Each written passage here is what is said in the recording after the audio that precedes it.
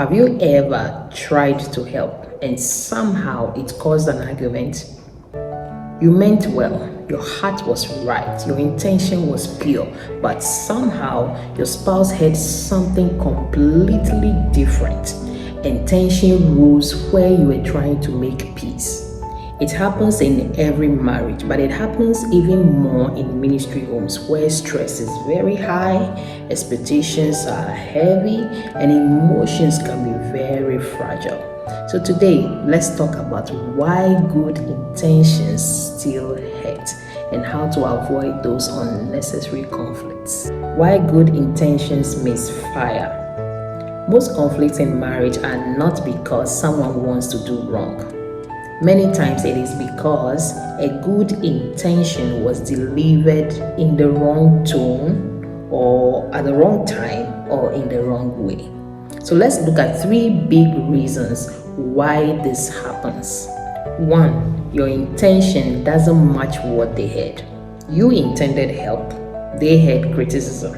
You intended support, they had pressure. That is why Proverbs 18 verse 4 NLT says that wise words are like deep waters. Wisdom flows from the wise like a bubbling brook. Meaning, even the right words need the right delivery. If we don't deliver the right words the right way, it will not fulfill the intention we had in mind. Our hearts may be pure, the intentions may be pure, but once the delivery is wrong and we even get the right words, it will completely misfire. 2. Stress. Stress changes how we interpret everything, especially in ministry homes where we have deadlines, we have demands upon demands, last minute changes, counseling sessions, prayer requests. All of this makes the heart very sensitive.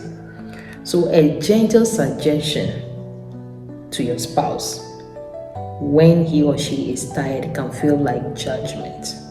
3. We respond from past wounds, not present intentions. If something has hurt before, even if it's unintentional, your spouse is likely to react to the memory of that thing, not the present condition, not what you are currently saying. That is why we need to be very intentional about healing. We need to be so intentional about healing so we heal properly and not respond to things from past wounds.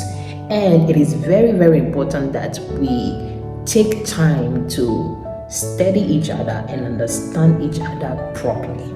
Let's look at examples of good intentions that lead to fights. Let me give you real life ministry examples. Example 1, advice that felt like correction.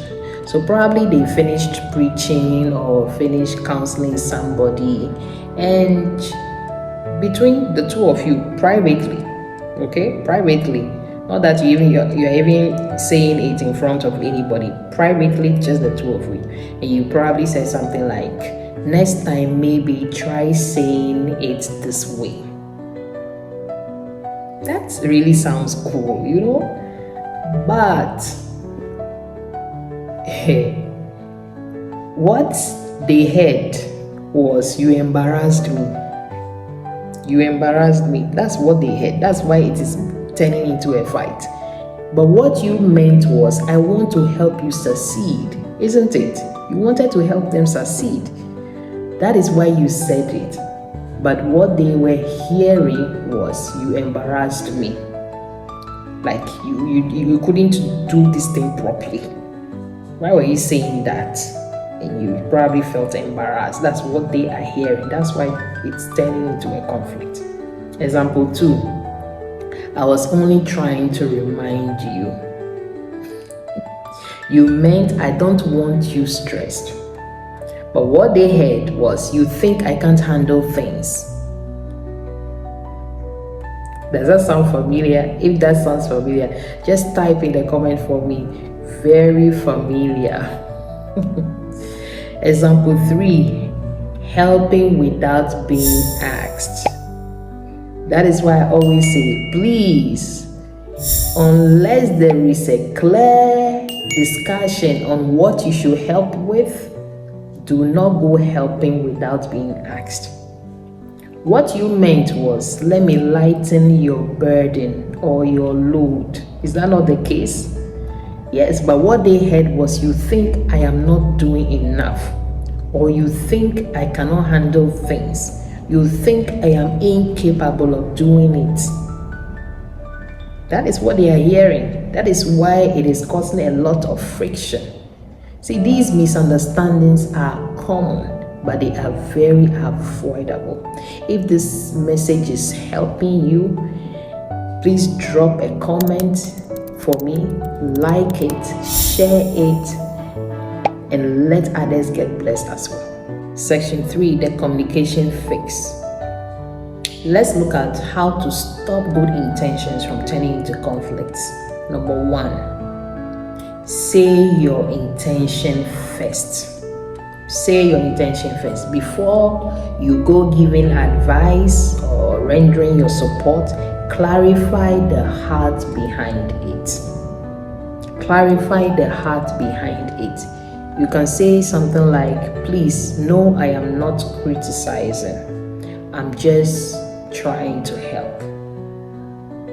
I just want to support you. Or you can also say, I'm saying this because I love us, not because I'm upset.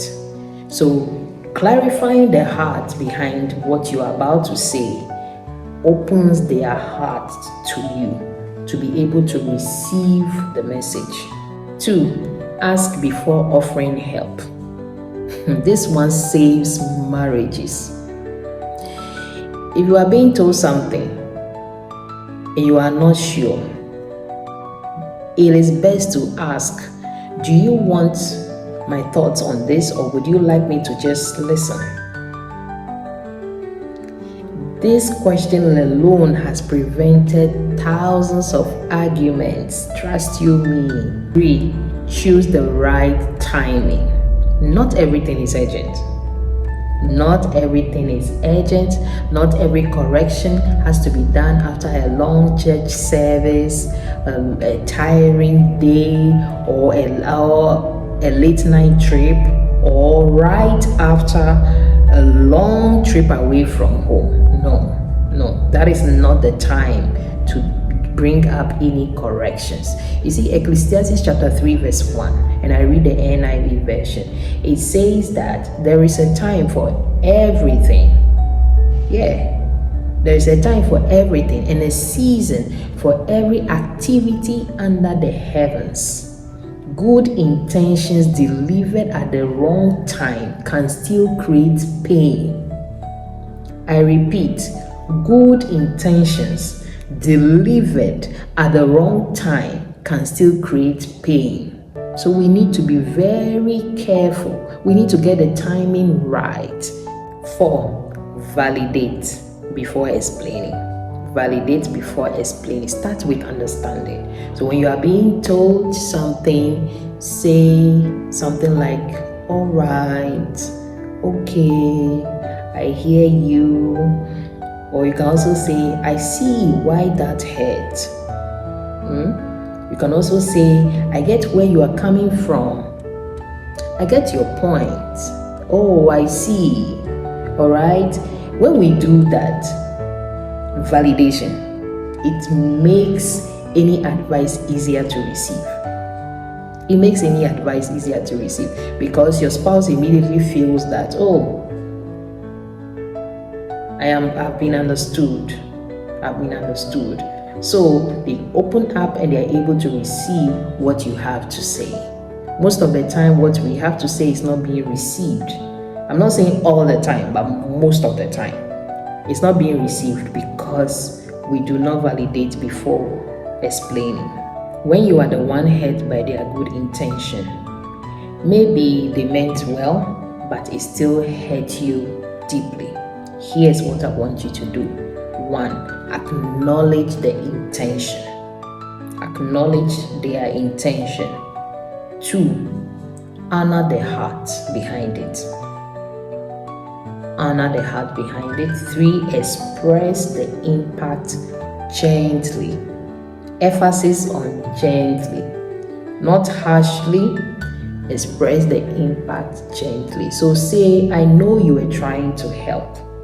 I appreciate your effort, but the way it came out felt painful for me. Or you say, the way it came out hurt me deeply. You see, that is soft. So you have acknowledged their intention in that sentence, you've honored their heart, and then you have expressed the impact, but you did it gently. Ephesians chapter 4 verse 2. I want to read the NIV version. It says, be completely humble and gentle. Be patient, bearing with one another in love.